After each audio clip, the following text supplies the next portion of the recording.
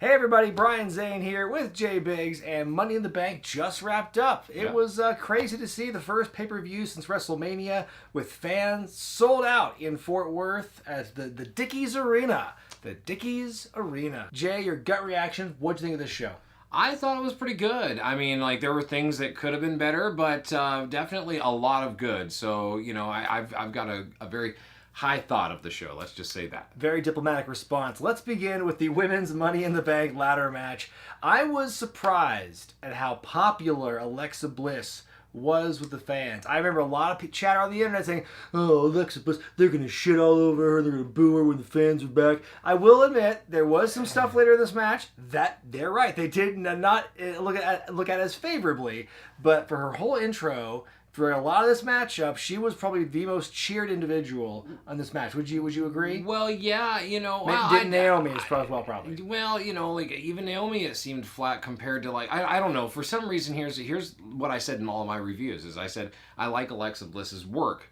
So I wish they would let her work more. And I feel like the Lily stuff is going to be what they shit all over. Which it will be, in my opinion, if they start... If a doll starts taking out Shayna Baszler on television, they're going to shit on it. I'm sorry. We got a little bit of that because there was a moment here where you got Alexa and Zelina doing the hypnosis thing, kind of the doinks at WrestleMania 9 spot. Yeah. The fans, you know, they didn't boo it, but it was definitely not the biggest pop we saw. Well, it was the opener, show. And they were hot for it already, so, you know. Yeah, I was a bit crestfallen at the total lack of response that Nikki, not Nikki Ash, apparently, it's Nikki ASH. Why? It's like when they mention like the words, almost a superhero, every other sentence about her, to also then literally spell out ASH instead of just Nikki Ash. That's a bit redundant, a bit more work than you need to do. Pick one or the other. That's kind of the way I see it. Most of this match was okay. This was not, I think the men's ladder match was much better. We'll get to that. This was good for what it was. I think each woman got some time to shine this thing. Right. There was a moment here where like Natalya and Liv are doing a tug of war with the ladder. Felt like a minute. Yeah. They were just fighting her thing for a long time while every other woman... for Naomi to do a spot. While every other woman got like their shit off the ladder and stuff. Right. Yeah, at one point, Alexa, you know, she doesn't feel pain. She's written out of the match when they bury her in ladders. And my favorite part of this match is Natalya looking at some fan going, she deserved it. Like, oh, Stone Cold Natalya. Right, I guess so. No remorse here. I was expecting her to kind of like, you know, big monster her way out of it. Like, you know, kind of show more of the hokum. We didn't get that, actually. No, the match actually ends, everyone's on the ladders, and then Nikki Ash, I refuse to spell the whole thing out, she climbs up there over everyone, like on Liv Morgan's back, and she just undoes the... Yes, but just put this picture in perspective. I've never seen an ending for a Money in the Bank briefcase match where there's everybody up there at the same time. That was the first one, right? Yeah, you know, and it was like everybody kind of had their mouth open, like, did this really just happen? What is she doing? You know, I really did think, man, I'll tell you right now, after SmackDown and going into this match and actually seeing the reaction, I thought Liv Morgan might be that winner. She was on fire in this match. Oh my God, for sure. Yes. She had a great time. I think that also, when Nikki kind of earned the fans' respect, because like I think the story here with her winning it after having that zero tepid reaction when she first came out was a huge turnaround I didn't expect. I think part of that had to do with her willingness to take the big chance, because she does a big dive in the middle of the match off the tall ladder. She almost didn't make that. Into the ring, almost didn't make it. I think the fact that she did make it had the fans giving her some kudos. But I'm not going to bother doing star ratings for this show, honestly. I think they're all good to great matches. I'm not going to really pick out really bad ones here. Right. So I think my thought about this match wasn't very pretty. I admire the choice of winner they had here. And there was a couple of good spots here and there that made it a Money in the Bank ladder match. What do you think, Biggs?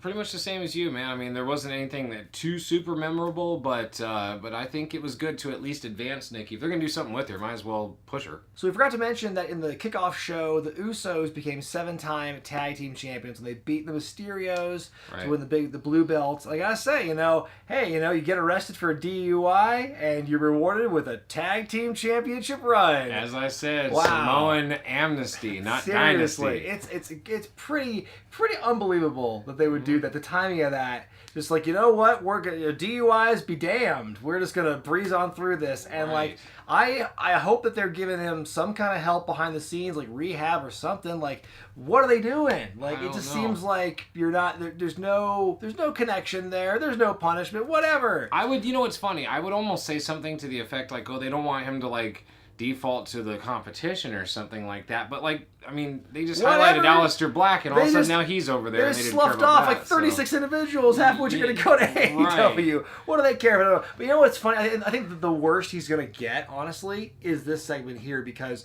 Roman's kind of talking down to them, saying, I helped you get those belts, and I've especially carried you. Directly indicates to Jimmy, close up on him. This is a very thinly veiled reference to that. You hear a few fans like, ha ha ha ha, like what? Cackling is the response to what just happened slowly there. Being allowed to stand up to Pete. And then moving on to the Raw Tag Team Championship match as AJ Styles and Omos defending against the Viking Raiders. I have to admit, Jay, we had some technical difficulties watching this match here, and this has nothing to do with the technical difficulties that we get later in this show, but we were having connectivity issues, and so had a bit of a hard time getting this match and watching it. But what we did see of it, I appreciate it. I liked it. Yeah, one of my favorite spots, Omos hurling AJ into the air. He lands on Eric, does a Hurricane Rana on the outside. Right. It's insane stuff. I mean, that's why you have a team like that. Right. The bigums and the smallums. You know, exactly to use the small guy as a weapon, as a projectile. And you know, AJ's not above that. At one point, Omos showing the strength. He's got Ivar in a military press, and he hucks him. Did he do anything in this match that impressed you? That what you did see of it? A lot of those Kali specials, you know, the choke slam. I don't know. We were talking about, me and you and Chris, who watched it with us, a friend of the channel here. You know, we were, you know, watching it, and we're like, hey, has Omos even ever been off of his feet? Yeah. I don't know. And he took it, you know, like I said, he took that big clothesline from Drew Mack. Yeah. And, you know, just not too long ago, and he went over the top rope, but this time he landed on his feet too. So I don't think he ever has. He took a knee a couple times in this one. I think the biggest bump he took was when I think Ivar dove through the ropes onto him. He just kind of like falls over. It's like, I don't know how else to describe it. He's just he's got sleepy all of a sudden, like, oh no. He's just like leaning up against the barricade. He almost took a bump. He almost took a bump, yeah. Anyway, Omos does end up winning with the Kali special to Eric, the two-handed choke slam. There's a bit of a clunky timing on that one, but the fans appreciate it, though. I think they forgot that AJ and Omos are heels because they got cheered for most of that match. Right. There was like this sustained like ovation for them after the match was over. I'm like, okay, y'all did okay in this match. I don't know. I've always thought of them as kind of in a weird way tweeners, even though there is some, you know, stuff they do as heels. But I think the fans overall like Omos and how he's progressing. So I guess we'll see what happens. And speaking of interesting crowd reactions, we go backstage to a Drew McIntyre promo, and he gets booed by the live crowd. Yeah, they didn't pipe in any noise over this one for some weird reason. Everything else they could. Yeah, though. No seagull noise here. What did you think hearing Drew get booed? Did you expect that? No, I didn't. But, you know, then again, I mean, like I said, he's been hanging out with Riddle backstage. His mind's blown. You know, he's talking about things. All these old stories. Yeah. Well, I mean, we even said on the podcast, or we talked about like which wrestlers would get different reactions than what the Thunderdome crowd has said. Right. I think Drew was my first choice to say he's going to get booed because I think it was like, I think the timing was such where maybe his style was getting old with the fans, and the story time with Drew stuff is getting, and he even pulled it up on this promo tonight. We go on now to our next match, WWE Championship, as Bobby Lashley defends against Kofi Kingston, and I popped for Kofi's Skeletor themed gear tonight. Yes. Took me a couple minutes to register and figure out what it was, because the skeleton unicorn on the vest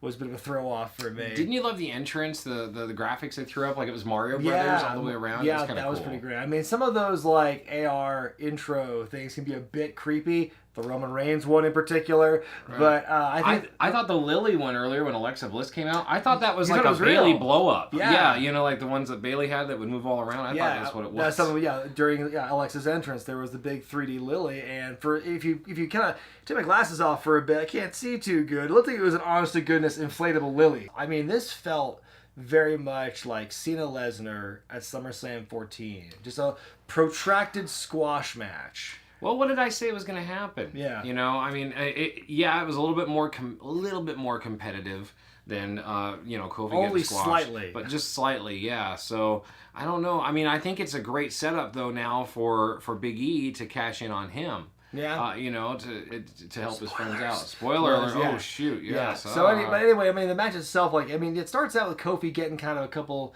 hits on him and everything, but it's just, pure dominance. Lashley just destroys him, totally one-sided. 3 straight dominators. Then there's the Hurt Lock. The second attempt. It's over. Kofi does slip out of the first one, though. But the second one, he just passes out. Lashley wins, retains. I was expecting at least one out-of-nowhere Trouble in Paradise pin attempt. There wasn't even that. Yeah, we didn't get that. So it's like, it was just an extended version of, the Lesnar-Kofi thing. In that sense, where it was incredibly one-sided, and the big muscly guy won in the end. But yeah, it was a longer story told there. So Kofi sold like death. It makes Lashley look like a killer for his inevitable next conflict, which, again, we're not going to spoil it here because you didn't hear it from us. But, someone's possibly coming, to challenge Lashley. Someone with, might have a tattoo on his arm, and he has pyro of some sort. He had a streak once, too. Yeah, this was a wild ride. This is a roller coaster of emotions here. This Raw Women's Championship match, Rhea Ripley defending against Charlotte Flair. One of the first high spots in this matchup is that as the crowd begins to chant, "We want Becky," Charlotte flips off the crowd. They black out the screen. Yeah. But they don't get all of it. They don't catch all the middle finger. You see Charlotte throw out the deuce still by the end, which I thought was great. That is odd that they did that to me. It is pay-per-view, right? We're supposed to be able to cut. I mean, we can say bullshit now on SmackDown, but we can't say Raw, but can't have the middle fingers. Oh no. So anyway, that's I think the big story of this first part of the match is the "We want Becky" chants, which is shocking at first, and then they do it again later on, and it's just like disrespectful because these two, it's not fair to the ladies because they're putting on a great match. You can see they're trying hard. Yeah, but I think honestly, part of that. You mentioned this earlier, I think has to do with just how they've been booking them, right? Well, yeah, because, I mean, what were they expecting? I mean, Rhea Ripley has been like a tweener at best. And, Charlotte's always, the ice queen. So, I mean, what did you expect? The fans to absolutely just love Rhea? No, of course they want Becky Lynch. Because, like I said, in the program here, you've got Becky Lynch is the face eventually, Rhea Ripley's the tweener, and Charlotte's the heel. It's guaranteed. But people love Charlotte because she always delivers good action. Mm-hmm. I mean, so I feel like the fans, it straight up, by the end of this match, I don't know if it was an audible or not, but they wanted Charlotte to win. Well, that's true. And you know what I think turned this crowd around was when Rhea had to save the spot. There was some little spot here where, like, it looked like they might have slipped up, and so she's just got, like, Charlotte kind of halfway up, slunched over, and she's got to do this deadlift suplex. Yes. So all power by Rhea, and I think that gets the crowd totally woken up. And then you have made a good point about Charlotte. People ultimately liking to cheer Charlotte because, just in general, she's a great performer. Right. And it's kind of like very much like her father, where whether he was a face or a heel, the fans just kind of cheered for him no matter what because he was that good. Right. So I think Charlotte did a good job carrying that on here. And these two are just like beating the bejesus out of each other. By the end of the match, they're not chanting "We want Becky." Oh no, this is awesome. Yeah, he goes from "We want Becky" to "This is awesome," which is just like a complete testament to how these two could work through that adversity. Because I mean, if you heard a chant like that in other matches with lesser performers, they'd crumble. They would have a hard time overcoming that, or they'd try and play to it. I think by just bearing down and continuing to wrestle the match they wanted to wrestle, it just worked out in their favor. And by the end, the fans totally forgot about chanting for Becky. So pretty much, yeah. So I mean, and that was smart use of the steps by Charlotte to end the match. Mm-hmm. For her to hit Ripley's leg, in between the steps in the ring, and utilize what was around ringside, and then eventually that figure eight. Oh my God, insane bridge. Yeah, that was the best, maybe the deepest figure eight. Yeah. We've ever seen. For real? Yeah. And she looked like a ballerina. She was up on her tiptoes. It was crazy. Yeah. And so, Rhea taps, and Charlotte wins, and the crowd loved it. Mm-hmm. For the super heel Charlotte Flair,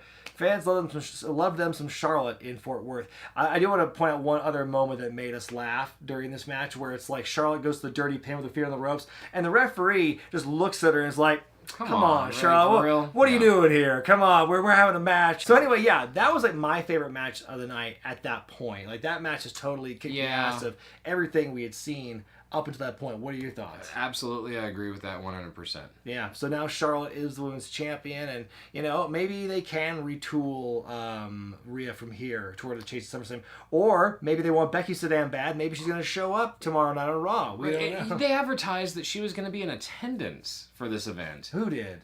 Online. They said that Becky Lynch was going to be there. I don't remember that here at all. Oh, well, I saw it. I literally saw it. It said Becky Lynch is supposed to be in attendance on Sunday. Huh. So maybe it was another site or something like that reported it, you know, or to that effect. Did the link also say, like, Stephanie Nudes here if you click? Oh, dear God. Well, after a very charming Applebee's commercial, which after the second viewing did kind of remind us of, like, you know, Nights on the Road sometimes. When we see the commercial there, the Peacock feed just takes a big old shit. And, like, it's universal. You go on social media all the time, everyone's going, anyone having problems with this. It's stuttering. It's just completely broken down. Well, they didn't announce or anything that VPNs wouldn't stop working. Yeah, this is what happens when you block all the people from using VPNs. WWE, Peacock can't handle the influx of viewers. And boom. Who would have guessed? It does get better by the time the match ultimately begins. But we went to a different source to try and find some of the actual intros. I was surprised about Drew's entrance because, you know, he got booed in the promo earlier. Not a ton of pop in his entrance. It wasn't like, but it wasn't like boo either. Right, it was like somewhere in the middle. It felt. That was the most interesting reaction that I heard of those intros. I mean, this match was just insane. We talked about this in the predictions video. Probably the most, like, explosive, athletic, on paper, Money in the Bank match to date. And with people who are willing to take crazy ass moves, and you've got a recipe for just complete insanity. Right. Absolutely. Yeah. Kevin Owens taking his sick, his spine on the edge of the ladder bump. That's not his only big bump of the night. Yeah, either. I know. I love that at one point Morrison goes for his big flippy ass elbow and gets like none of it. None of it. Just catches the edge of the. Yeah. He's like, I forget who he was hitting, who was laying on the ladder, but Morrison's like, stay right there.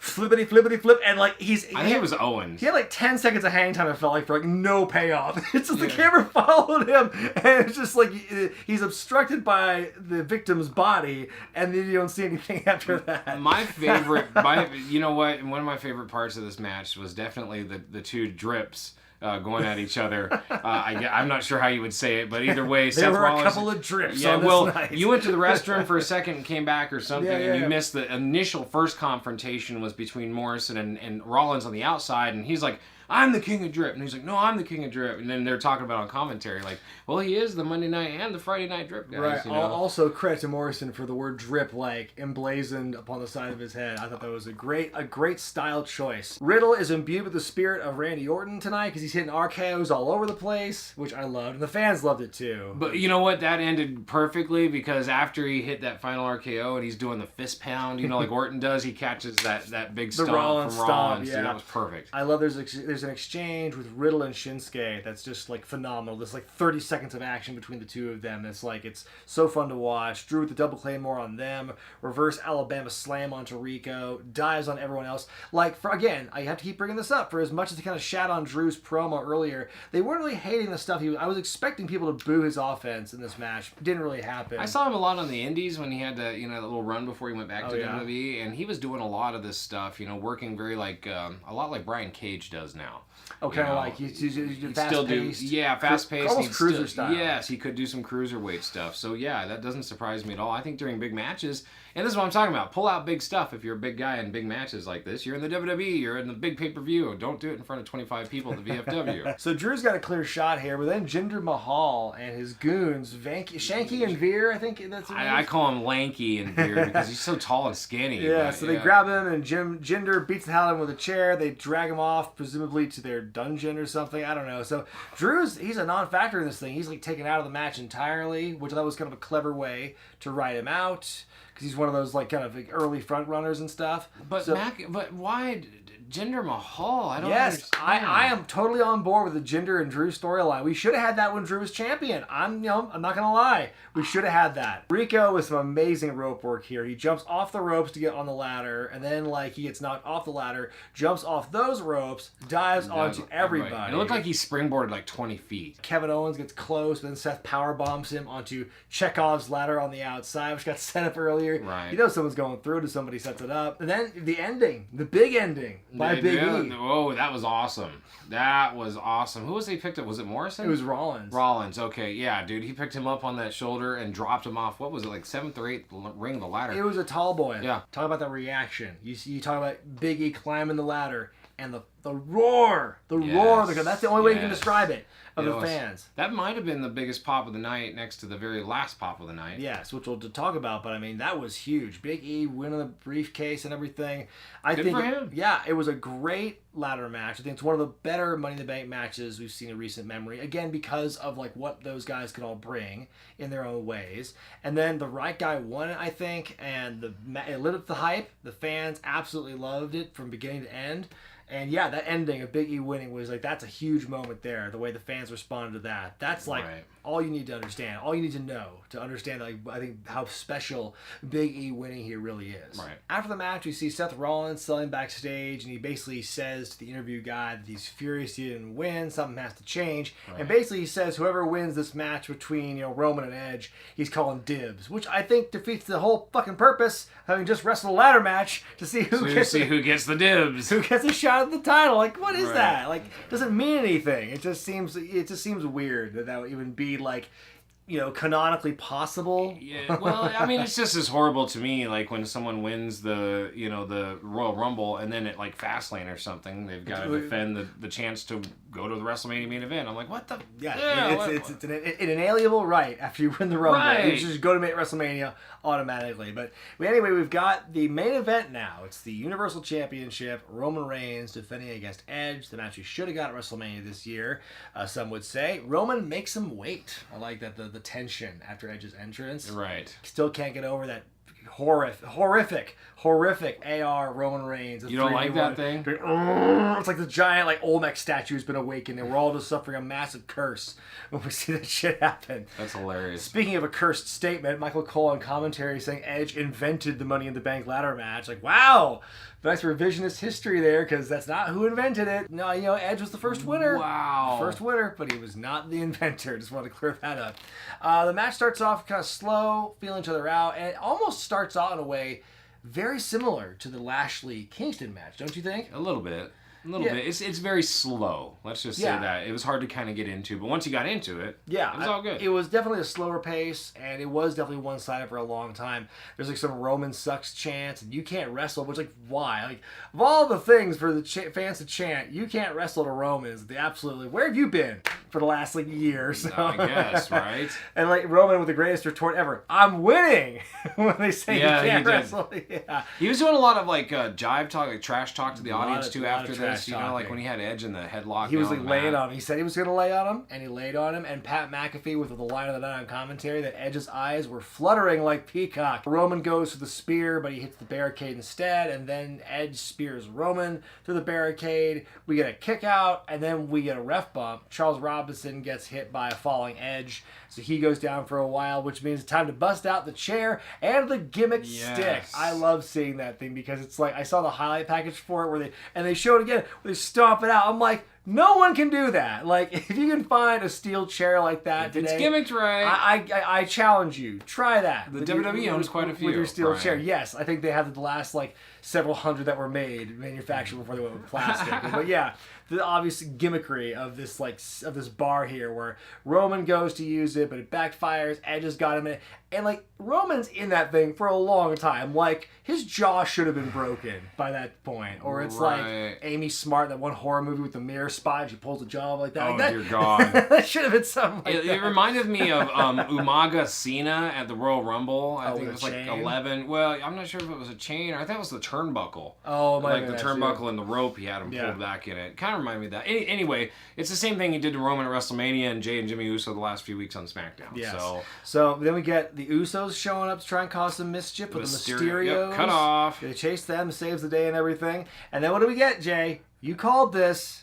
The man of drip on Friday nights himself came on out. I'm talking about Seth Rollins. What he did? He committed some interference. You called it, right? Interference, yes. God's my witness. We heard interference, and that's exactly what happened. Seth was keeping that word. Some cold-ass interference here. Edge hits the spear. Roman kicks out twice. Did you notice that? Yes. It's like kept him strong. Well, yeah, because what happened was I think he just heard the fans counting for him because there's no referee. You see him kick out, and then the other referee slides in 1, 2, then he kicks out again. That's going to be edited out of the network. I bet you. Maybe so. Maybe so. Seth interferes again. Edge gets caught slipping. Roman hits the spear and wins and retains. I mean, we talked about this in the predictions. We pretty much said all these things were going to come into play. There's going to be the Usos, the Mysterios, and Seth Rollins. Yep. All that stuff came into play. It was a wee bit overbooked, but I think the match itself was very well done. What do you think? I thought the match was great. Once it started going, it felt like you said, and I both said when we were watching it, just slow to start, but once it started, man, it was an awesome match. Yeah, they're great storytellers. Both of them. Yes. And just to see that, I mean, I think if this is the match that we got at WrestleMania, I don't think anyone would have been upset about it. No. But I think I'm glad that we waited because this match, I think, absolutely delivered. Told a great story. I think it was at risk of being a bit overbooked, but I think it all was kind of necessary for it to end the way that it did, just so everyone kind of saves face in that thing. So then after the bell, you got Seth Rollins beating up Edge, very reminiscent of like at end of WrestleMania Backlash when he's beating up Cesaro and stuff. Right, yeah, just kicking his ass. And then of course that him and Roman go face to face a little bit right after that. Yeah, a little stare down, and then he just turns around. Edge beats up Rollins. They chase up the back, and then the angle alert. Roman and Heyman are still in the ring, and they got a microphone. Like, boy, you think someone's gonna be showing up to issue a rebuttal? You think Roman says, acknowledge me as the tribal chief, and then whose theme do we hear? Dun, dun, yeah! dun, dun. It's this shit. John Cena. It's this now. This is back in like 2004. John Cena came back to one of the loudest pops you ever done here. There was no John Cena sucks sing-along for his theme in this one. Everyone was just going mad that Cena was back with his slicked back hair and his Oregon colors. He did have he had the O in his logo. Come on. Phil Knight, get on the phone. Get on the horn with Jerry McDevitt. Get this man a sponsorship. Get on the phone Nike. with Jerry McDevitt and sort some stuff out. That's all I'm saying here. But John Cena comes out, and Cena must pose, brother, because he just gets into Cena's face, does this. Oh, yeah. He soaks in the adulation. Roman stares at him, and we fade to black. So, it doesn't get physical for the viewers at home, but it was crazy to see Cena coming out, kind of confirming what many of the rumors were about SummerSlam. Right. So now it seems official. What are your thoughts about this? You know what? I looking at the two big main events, I think we're gonna see. I mean, hopefully we don't get what people are saying is gonna happen on Monday, and that person comes back. Yeah. I'll cover it though on the review. Yeah. But that being said, I'm hoping we get Big E and Lashley and Cena and Reigns at SummerSlam. I feel like that'd be a very solid couple, main event and semi-main event. Cena and Reigns is gonna be. I think the hype is gonna be tremendous for that. And I think the way, for the show to end the way it did with the surprise return of Cena, to have the fans just pop massively at the end. Right. You couldn't ask for a better way to end the first pay-per-view back with fans, I think. Right. So, Jay, what is your final grade for Money in the Bank 2021? I mean, the show overall, I'd say an A-. Ooh, A-. Okay. Yeah, I mean, there was maybe a couple things they could have had better, but honestly, it's just like SmackDown. They didn't waste any time. The show continued on doing, like what it needed to do, and it wasn't a bunch of silly backstage segments and stuff, I'm going to agree with you, Jay. I think it was an A- show. I think, honestly, the crowd being back added a lot to the novelty of this show, but even if you take that away and you just kind of look at the action, which we've been kind of required to do since the Thunderdome was around, to kind of like just look at the wrestling from an action context, I think everything was good to great. The women's ladder match was a little clunky, I think. Yeah, and there was this Lena Vega Hurricanrana attempt. It was more of just a hurrah. There was no Karana. I'm serious. When she did it to Tamina, just watch the playback. It was like Tamina caught her and was like, really now? And then she just rolled over to the side. It was the worst. I think, but that aside, though, I think everything was, I think all of the finishes felt right. The winners felt right, or there were fun surprises. Like Nikki Ash winning it, I think was something that I don't think anyone could have expected. No, I didn't at all. But I think it was well deserved. I think the fans appreciated it, and I think that everything else was just like really well told, and everything is kind of like built up off each other. and just led into this really solid show from top to bottom. I think that they brought their A game here. They wanted to make an impact with like the first show back, with the first pay-per-view back with fans. And they did it. And I think it's going to create a lot of momentum heading into Raw tomorrow night, because we're going to have to see what happens with some of the people we saw.